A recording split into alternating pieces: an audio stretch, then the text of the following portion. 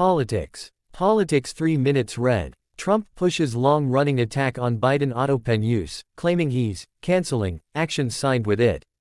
By Alejandra Jaramillo. 17 hours ago. President Joe Biden attends a briefing in.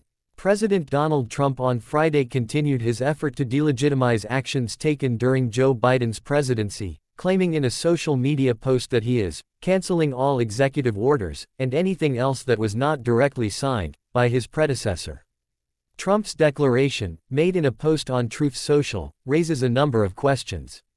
Chief among them, whether he has the legal authority to rescind the former president's actions on the basis he described.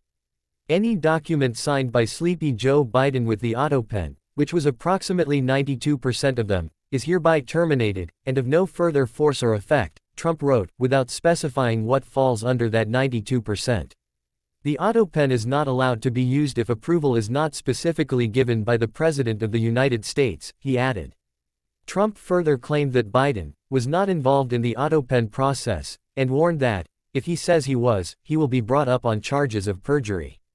The radical left lunatics circling Biden around the beautiful Resolute desk in the Oval Office took the presidency away from him. I am hereby canceling all executive orders, and anything else that was not directly signed by crooked Joe Biden, because the people who operated the autopen did so illegally. Joe Biden was not involved in the autopen process and, if he says he was, he will be brought up on charges of perjury. Thank you for your attention to this matter. Trump wrote in his post. Biden has publicly disputed that there was any cover-up by his administration, saying he made all decisions as president and calling Republicans who have suggested otherwise liars. Trump has long fixated on Biden's use of the autopen.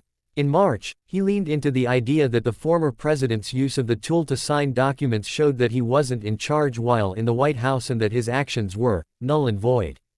At the time, conservative executive authority scholar John Yoo suggested to CNN that Trump was just having fun at Biden's expense. Trump later ordered an investigation into Biden's use of the autopen and its supposed links to the former president's cognitive decline. In 2005, the Justice Department's Office of Legal Counsel under Republican President George W. Bush conducted an extensive review of the legality of a president using the autopen. It found that the president need not personally perform the physical act of affixing his signature to a bill to sign it within the meaning of Article 1, Section 7. Trump has most often focused his autopen theory on Biden's pardons. But there too, established legal advice from past administrations undermines the claim. A 1929 memo from the U.S. Solicitor General noted that the Constitution didn't even prescribe a method for issuing pardons.